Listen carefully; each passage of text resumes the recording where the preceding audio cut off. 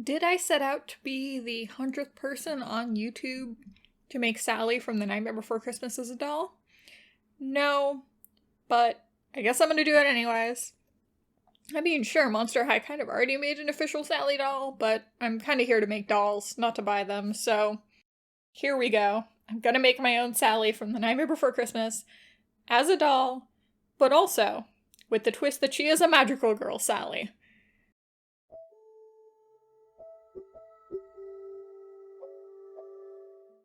The short of it is that last month I was planning my Halloween episode, and I realized I had this doll with a round face, pointy nose, tiny feet, and red hair, which are kind of all features that Sally from The Nightmare Before Christmas has. The slightly longer story is that one of my mutuals on Tumblr was actually making a Sally doll at the time, so I guess had Sally on their mind, and when I asked for art prompts, sent me an art prompt of making Sally as, I guess, Sailor Moon style, or I guess I interpreted it as a magical girl kind of style. So I don't have that much experience with Sailor Moon, but I did my best, and I really enjoyed drawing it, and I decided to expand upon the idea, and then I found this doll, which I've had for 6 years, and haven't done anything with. So I did more elaborate drawings and designs, giving her different themes, and I finally settled on something that I liked pretty well. And I began to create her. I sanded the body to help the 2-part epoxy that I used for a lot of the details to stick. It was pretty hard to work with this epoxy in small amounts. Epoxy cures in 24 hours, but it basically becomes unworkable within a couple of hours. And when you're working on a really small scale with like these tiny little lines of clay, it honestly cures, or not cures, but becomes unworkable in like an hour. So this was many, many sessions to do the entire body with these sculpted on, what should I say, seam lines? I guess they're like seam lines up and down the body. I also had to decide where the seam lines were that like aren't visible in the film, / on like normal Sally. I didn't have to do this. I could have just left her body with no seam lines underneath the clothes. That would have been much easier, and I don't know why I didn't do it, other than I needed it to be perfect, you know? Even underneath the clothes, where you can't see the doll. So there are a lot of ways for people to do the stitches on Sally. For example, the mutual that I was talking about actually did like a skin-tight bodysuit, and sewed like the stitches in with like actual thread, and then the bodysuit is like flexible, so she looks really similar to the Sally in the film, like really good. There are some people who have done like gluing thread on that I've seen, or people who've just painted the thread on. So I don't know if putting the threads and seams with epoxy was like the best. It was just pretty much the first thing that I thought of, and I did it. I don't know, I don't have like a good reason. I think I had already started doing it by the time I started researching like other people's videos, which I had seen like, you know, in the last few years, people pretty regularly make Sallys on YouTube. She is like quite a popular character to make a doll from, so I've seen a whole bunch of people's videos on different interpretations of her, and, you know, I feel like the epoxy does make the threads a little bit thick, and it's pretty hard to do, but I think it comes out looking pretty clean, and I thought it was worth it, I guess. I did make these stitches really neat and thin on the face specifically, so just a lot of careful and tedious work overall. And like days between finishing different sections, because I would have to wait for the seam lines to cure before putting the stitches on, and then I'd be working on a different part of the body, and I'd have to hope that I didn't like damage another part, and then I couldn't sand most of the stuff like neatly. Well, I kind of just didn't sand because I hate sanding, but also like I couldn't sand the stitches if their edges were messed up or anything, because they would fall off probably, because they're not that well held on. I only had that happen like once or twice.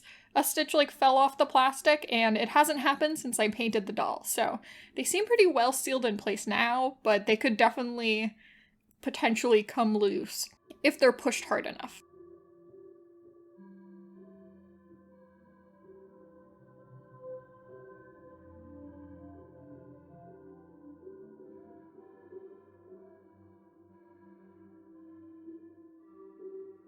So when painting dolls, or like when painting anything, I haven't made really any other dolls except for the Littlest Pet Shop from my last video, but when painting things, usually I put a coat of gesso on top and then I put a color.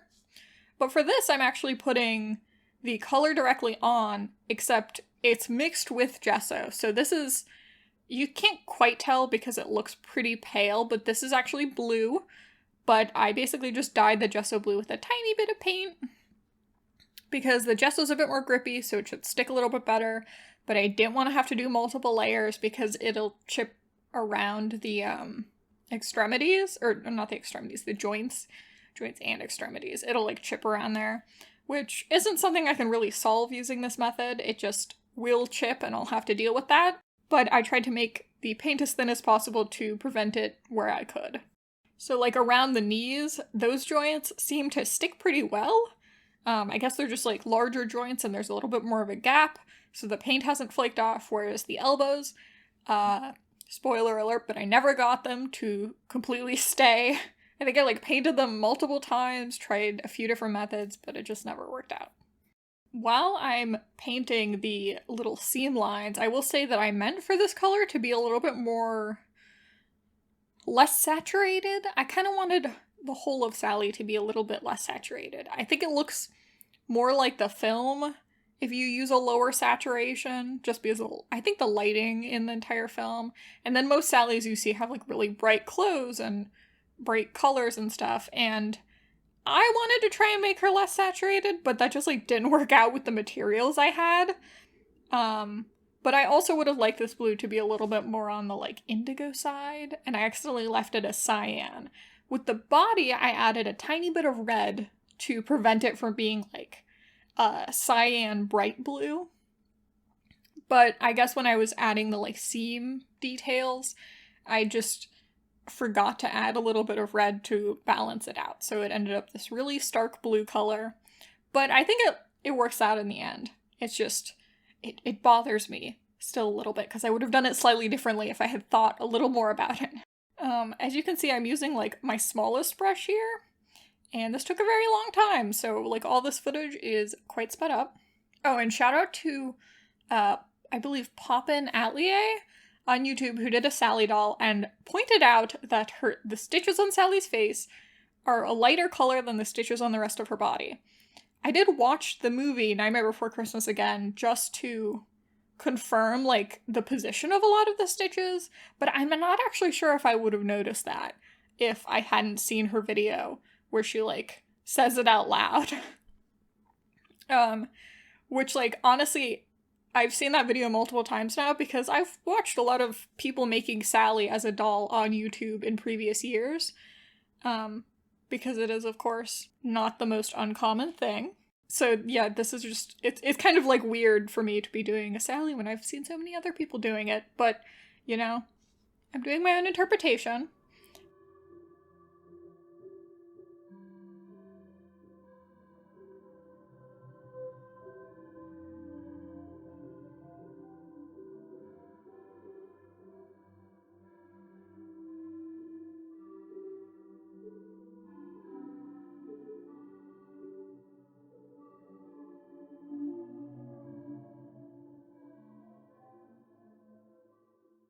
I gave her irises. I'm not sure if this will be, like, controversial in the Sally fan community, but I wanted her to have more, like, anime-y eyes, inspired by the Sailor Moon prompt.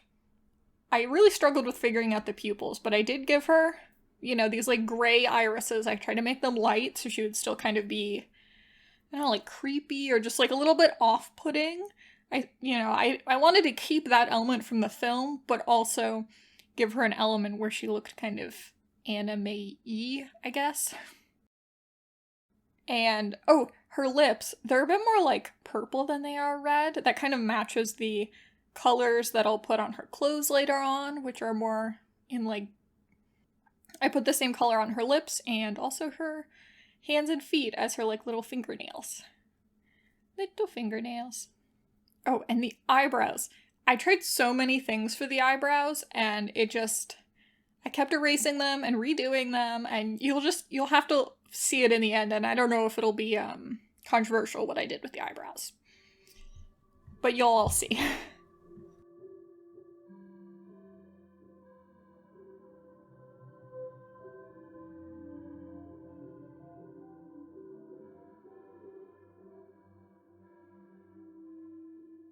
Now is time for the project preview intermission, where I talk about all of the things I have my hands in right now.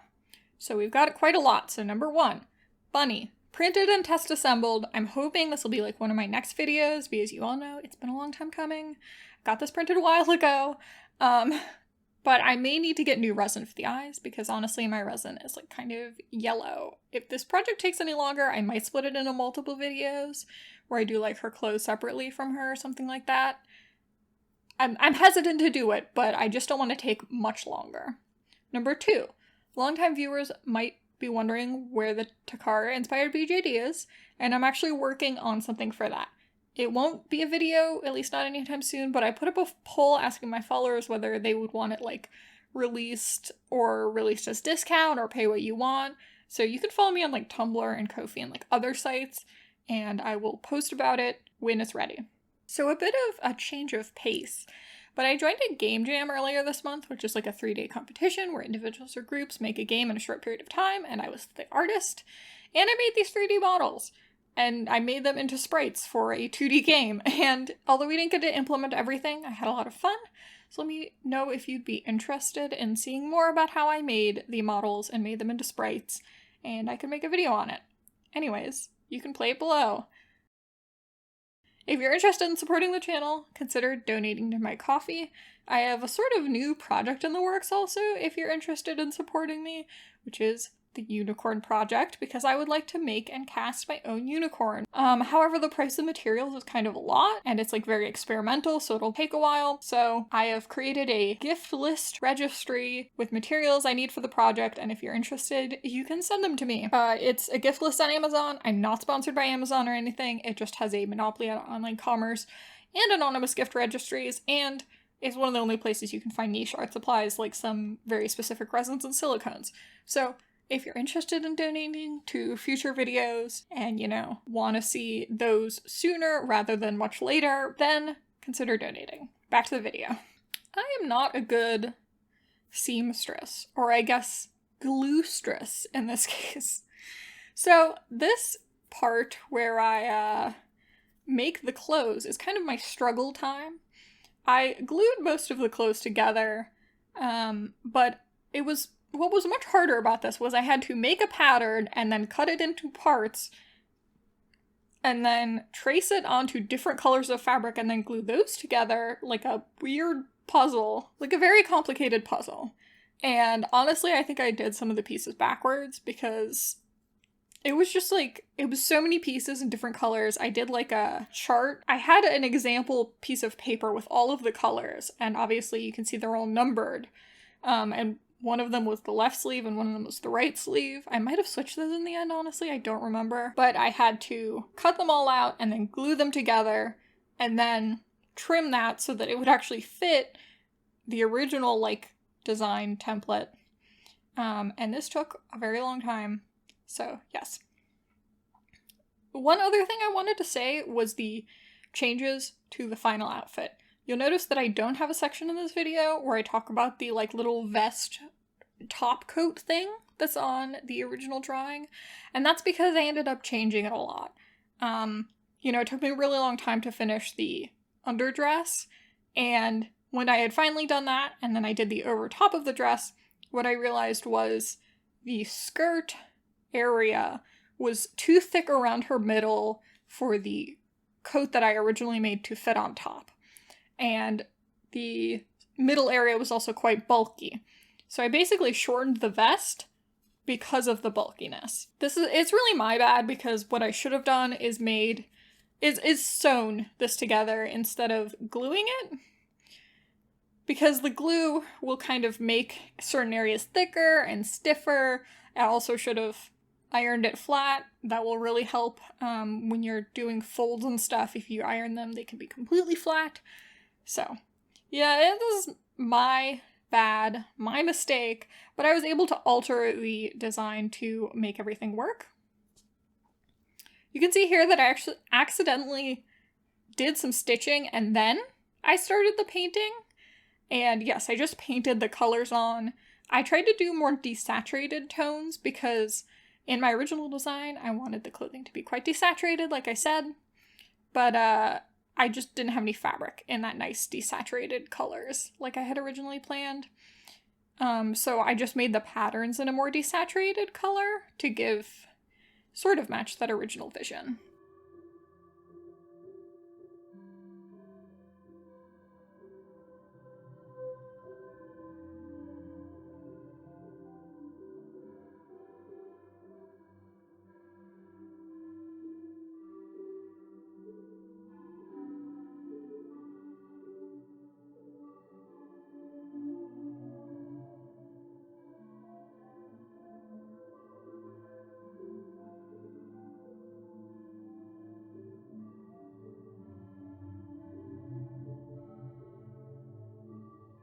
The socks are just made out of material that was like pants that I never wear or something, like leggings that I never wear.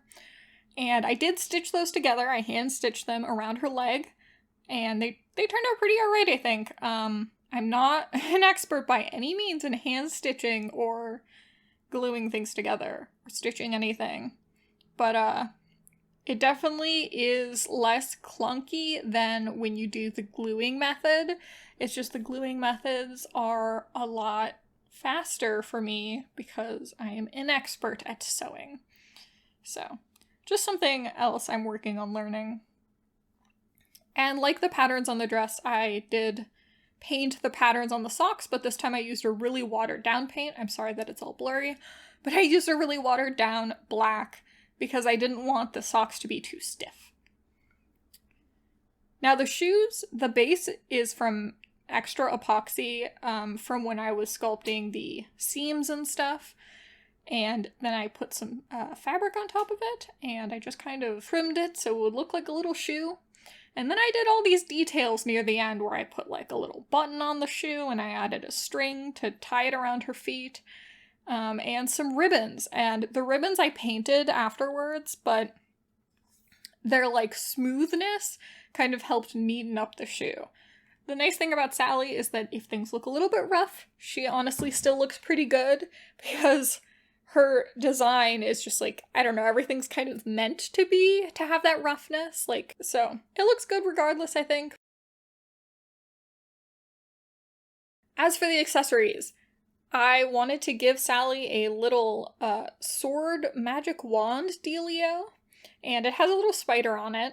I'm thinking it's like a wand that can transform into a sword, or a sewing needle, or a seam ripper. And the sewing needle obviously has like thread coming off, and the thread is like, used to either sew or, I don't know, tie up her enemies. And then this little skull which goes on her head with the bow on her head in my original design. In my mind, I was thinking maybe if she's a magical girl, she has like a companion that's like a cat, and then that can match like, Jack Skellington has Zero, so maybe she can have her own little companion animal, and the skull on her head is like the skull of that animal. Maybe it can be a skeleton, maybe it can be a ghost, whatever. But that is like her magical transformation artifact. In the lore I was thinking up, obviously Sally's very sewing oriented. I always think that she sews because she really sewing is sort of like enables her to have some autonomy kind of in the movie.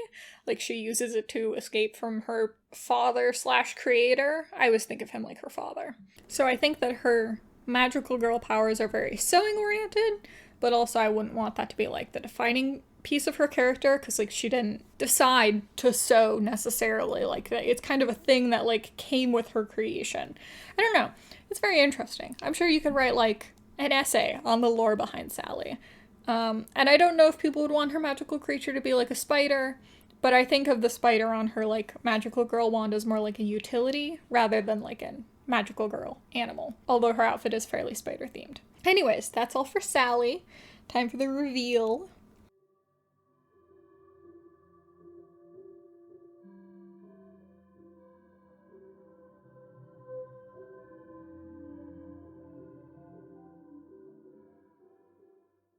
I'm really happy with how Sally turned out. I think she looks great, in my opinion. I didn't really style her hair much beyond what it already looked like, because I thought it looked nice. It's like a little bit wavy, so it's not straight like her hair in the movie, but you know. I think that looks good. Her little vest turned out pretty cute. Like I said, there were some issues with its making, but the final vest looks cute to me. Despite all of the issues I had with sewing her like dress as a whole, I think it turns out really cute in the end, and it was really fun to take photos in the woods with Sally in different poses. I like her eyes being sort of pointed in the upper direction. I like that it can give her sort of like a sense of, I don't know, like to me, I'm like, it's a sense of like adventure or like looking at things. So I really liked that. So I hope you liked the video and the Sally doll. Let me know what you think of her magical girl lore. And, you know, consider subscribing. Anyways, goodbye.